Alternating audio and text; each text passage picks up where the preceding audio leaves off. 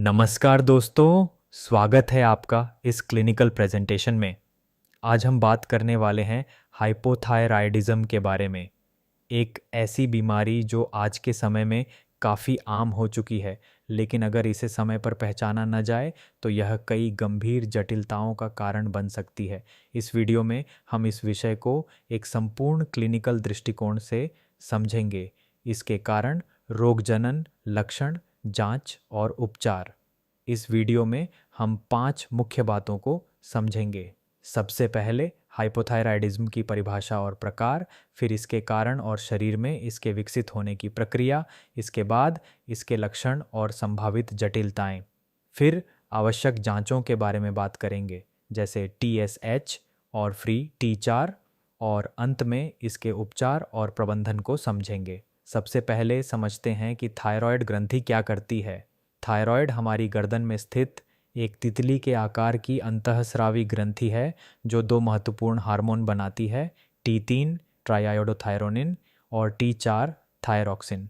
ये हार्मोन शरीर की चयापचय दर, ऊर्जा उपयोग और कई शारीरिक प्रक्रियाओं को नियंत्रित करते हैं। इस पूरी प्रक्रिया को हाइपोथैलेमस पिट्यूटरी थायराइड एक्सिस नियंत्रित करता है।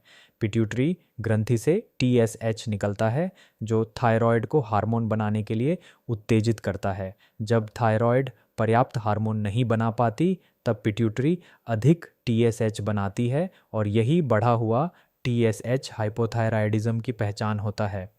हाइपोथायराइडिज्म का सबसे सामान्य प्रकार प्राथमिक हाइपोथायराइडिज्म है, जिसमें समस्या सीधे थायराइड ग्रंथि में होती है।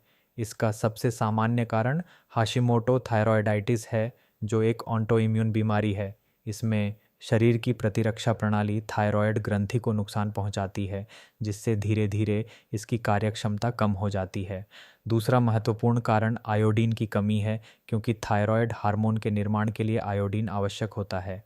तीसरा कारण थायराइड सर्जरी या रेडियो आयोडीन थेरेपी हो सकता है, जिसमें थायराइड ऊतक नष्ट हो जाते हैं। कुछ दवाएं जैसे लिथियम और अमियोडेरोन भी थायराइड हार्मोन के निर्माण को प्रभावित कर सकती हैं। अब बात करते हैं द्वितीयक और तृतीयक हाइपोथायराइडिज्म की।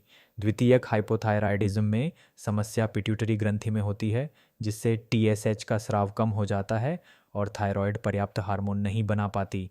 इसके कारणों में पिट्यूटरी ट्यूमर या पिट्यूटरी क्षति शामिल हो सकते हैं। तृतीयक हाइपोथायराइडिज्म में समस्या हाइपोथैलेमस में होती है, जहां से TRH का स्राव कम हो जाता है और परिणाम स्वरूप TSH तथा थायराइड हार्मोन दोनों कम हो जाते हैं। अब जन्मजात हाइपोथायराइडिज्म की बात करें। यह नवजात शिशुओं में होने वाली एक गंभीर स्थिति है। इसका सबसे सामान्य कारण थायराइड ग्रंथि का सही प्रकार से विकसित न होना है। यदि इसका समय पर उपचार न किया जाए तो बच्चे में बौद्धिक विकास में कमी और शारीरिक विकास में रुकावट हो सकती है। इसलिए नवजात शिशुओं में प्रारंभिक स्क्रीनिंग बहुत महत्वपूर्ण होती है। अब इसके लक्षणों को समझते हैं। चयापचय की गति धीमी होने के कारण मरीज को थकान, सुस्ती और कमजोरी महसूस होती है। वजन बढ़ सकता है, कब्ज की समस्या हो सकती है और ठंड सहन न होना एक सामान्य लक्षण है। त्वचा रूखी हो सकती है, बाल झड़ सकते हैं और चेहरे पर सूजन दिखाई दे सकती है। महिलाओं में मासिक धर्म से संबंधित समस्याएं भी हो सकती हैं। कुछ मामलों में गंभीर जटिलताएं भी हो सकती हैं। मानसिक लक्षणों में अवसाद और याददाश्त में कमी दिखाई दे सकती है। हृदय से संबंधित समस्याओं में धीमी हृदय गति और कोलेस्ट्रॉल का बढ़ना शामिल है। सबसे गंभीर जटिलता मायक्सीडेमा कोमा है, जो एक जानलेवा स्थिति है और इसमें तुरंत चिकित्सा उपचार की आवश्यकता होती है। अब जांचों की बात करते हैं। हाइपोथायराइडिज्म की सबसे महत्वपूर्ण जांच सीरम TSH है। यदि TSH बढ़ा हुआ हो और फ्री T4 कम हो तो यह प्राथमिक हाइपोथायराइडिज्म का संकेत होता है। यदि TSH थोड़ा बढ़ा हुआ हो लेकिन फ्री T4 सामान्य हो तो इसे सबक्लिनिकल हाइपोथायराइडिज्म कहा जाता है। कुछ मामलों में एंटी-TPO एंटीबॉडी की जांच ऑटोइम्यून कारणों की पुष्टि करने के लिए की जाती है। अब बात करते हैं उपचार की। हाइपोथायराइडिज्म का मुख्य उपचार लेवोथायरोक्सिन दवा है, जो शरीर में थायराइड हार्मोन की कमी को पूरा करती है। दवा की खुराक मरीज के वजन और स्थिति के अनुसार तय की जाती है और इसे सामान्यतः सुबह खाली पेट लेना चाहिए ताकि इसका अवशोषण बेहतर हो सके। दवा शुरू करने के कुछ सप्ताह बाद TSH की जांच करके खुराक को समायोजित किया जाता है।